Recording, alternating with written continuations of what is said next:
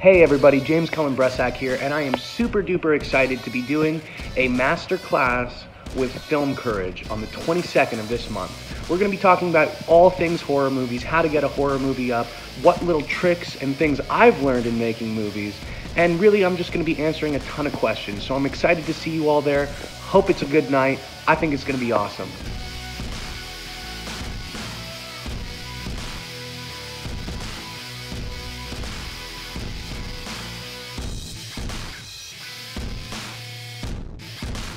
You know, because in the same shot, he's supposed to get sprayed with the blood. James and I wrote both the scripts in a month. Okay. And the distributors that we didn't end up selling the film to, I approached and said, hey, if I made a film in the same genre, would you buy it? And they said yes, and so they pre-bought the film.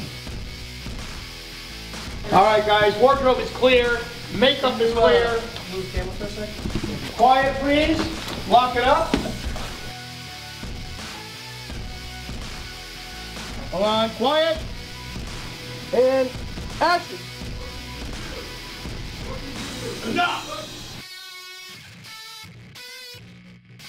Their line when they're walking away where he's like, move your ass, and pushes him into the room. That way. Over from them to these guys, okay, during that whole exchange. Then we're going to get a shot of them from here while he's walking through.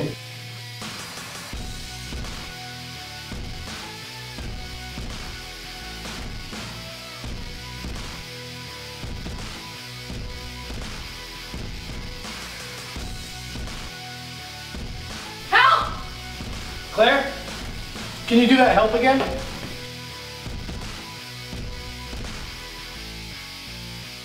The biggest challenge on any set, I constantly find myself saying and thinking, if I just had like 2 more days, or if I just had like 3 more days to film, I wouldn't have to sacrifice stuff. Because here, I'll show you. This is my script, and if you look in it, I mean, I have my entire shot list that I check off everything on, whether I do it, and certain things, you know, you'll see like there's check marks next to a lot of stuff, and then certain stuff I don't end up shooting. Sorry, I can't do that. Reaction was. He plays Robin in 1960 Batman. That's what So yeah, more of a like you turn and then it's not like a jump. You turn and get up to go help her. Okay. And action. I have a lot of prep work I do. Like all my notes they're all color coded. So you know, blue means visuals, green means wardrobe, pink means effects. So I have literally notes for actors, notes for everything throughout the entire script on every single page, pages and pages and pages of notes. And I draw little overhead pictures of how I want to block everybody, stuff like this. Usually it doesn't make sense to anybody but me, but it definitely, prep work is the thing that really, I think solidifies a movie for me. So, I mean, and it's also on this short of a schedule because we have 14 days to shoot the movie, and it's a 95-page script.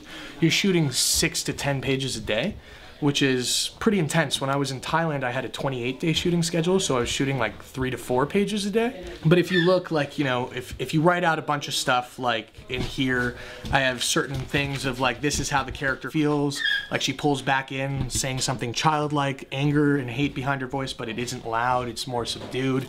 Stuff like that, it gives you more of a moment that you're able to just go in on how you already intended for the scene to go. You work with the actors during the blocking, and some of the actors I'm blessed like to have people like Zach and Tom Green and Shannon Doherty and Stephanie Estes and everybody who's been involved.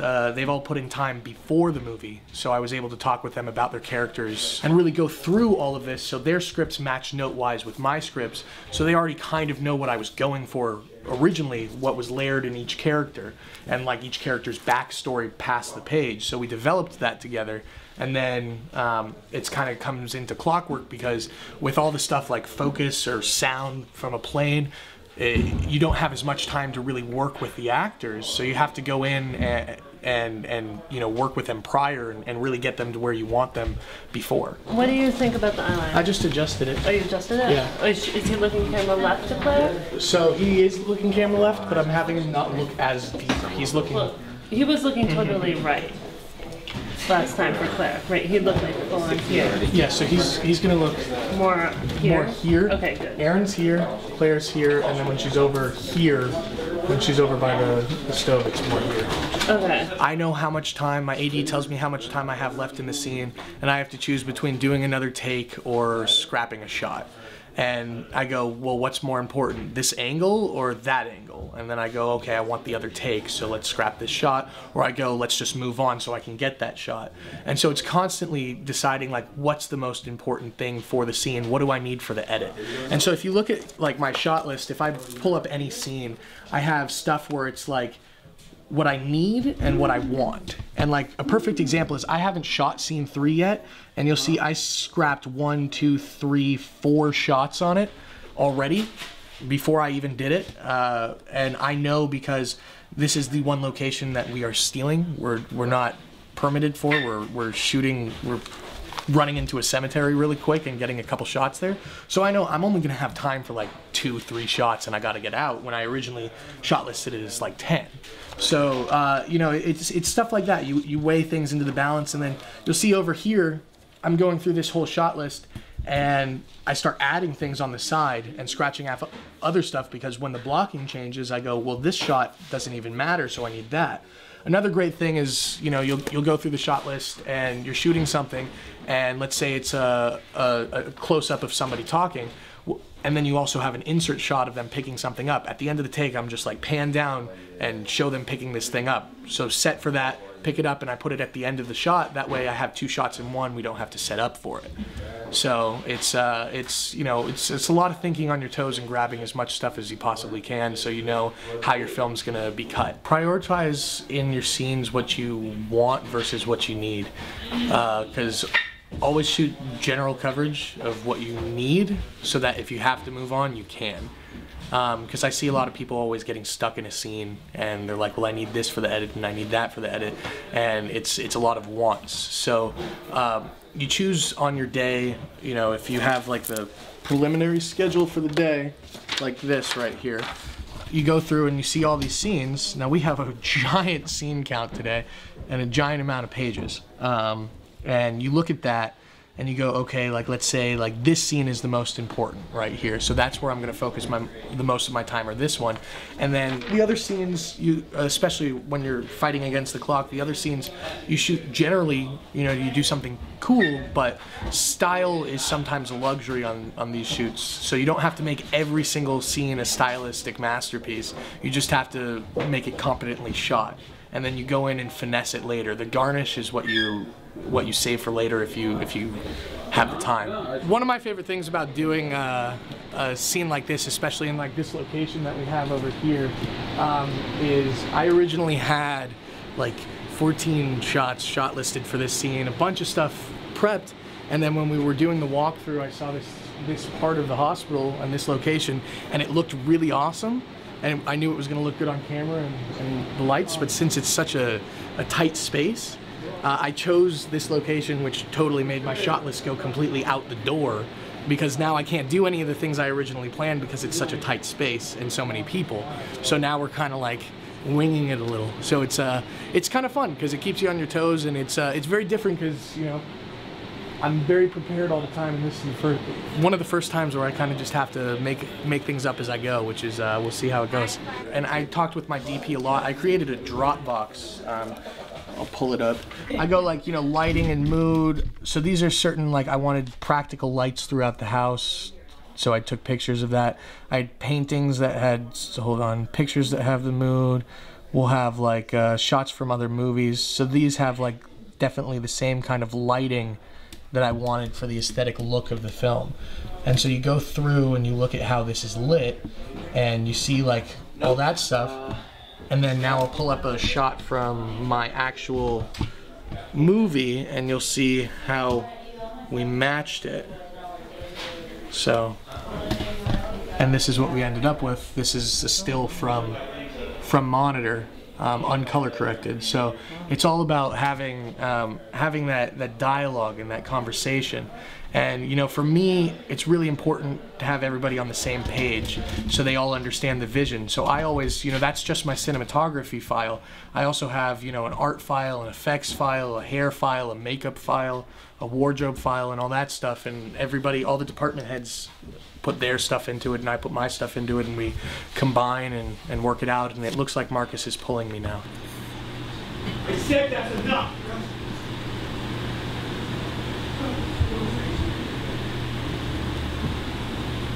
One of the things that I've really played with the most on this film that I'm really excited about is my scene-to-scene transitions. Like every single time in the movie, there's almost every scene we go into a scene-to-scene transition. So it's like, you know, I'll have a character pick up a coffee mug, and then they'll go to sip it, and we'll cut into a close-up of them sipping it, and when they pull it away from their mouth, we pull back and we're in a different scene. So it's just them sipping the same coffee mug, but they're on a different day in a different scene. So finding different moments to have something that's similar art-wise, so you're on that, focused on it, and then you're somewhere else. I like to hide how we got from one place to another. And I think it definitely helps with the fluidity of the movie and also with the fluidity of the character, because a lot of this movie plays as some cerebral thing within the character's psyche, almost as if it's the lead actress's psyche. So it's almost as if like the entire movie is a quilt woven together. So I don't want people to ever know when something ended and when something begins, and we go in and out of flashbacks a lot. So one of the cool things about that is instead of having the flashbacks be separate scenes, I'll have the character turn and look, and we dolly over there, and we have a dramatic lighting shift, and it plays as if it's a little play in front of her, and then they leave the room. And so there's these really cool transitions that play out, and like the world changes, lights come on, art moves, and I got a lot of that from watching the movie Lone Star, if you've seen that. So I've been kind of copying that a little. But, you know, doing my own version of it, but watching it, I was like, I have to do that kind of thing. That was awesome. And so I played it both ways. Which way do you want it here? I think this side. This side. Okay. But also, at the same time, since your character's supposed to be the lead, it doesn't matter. It doesn't quite matter. All right, I just wanted to make sure. Yeah. For you specifically, just because your character's... I could be looking up here. Yeah. Right. Approaching a distributor in advance is something that really helps, especially for this film. What I did is I had my movie Pernicious, which is coming out in theaters soon, that all the distributors saw when it was playing festivals, and they had made bids on it. And the distributors that we didn't end up selling the film to, I approached and said, hey, you know, they put in an offer for it, and I said, hey, if I made a film in the same genre, would you buy it? And they said yes, and so they pre-bought the film. And so these films were pre-sold before they were made. It was very easy to finance them based off of they were already sold before they were made. So it's like, hey, once the film is delivered, you get X amount of dollars from the distributor. It's very easy to say, hey, can you finance this, because I'm literally basically borrowing money from you for like a little bit of time, and then it comes in. They basically said as long as I'm writing and directing, which on one, and then I swung it as a 2-film deal that I would write both with Zach. Zach would direct one, and I would direct one. And then they said that it had to be like ghost house type stuff. So like, you know, genre films with a supernatural element. That's what's big right now for genre. Cut. All right. That's a cut.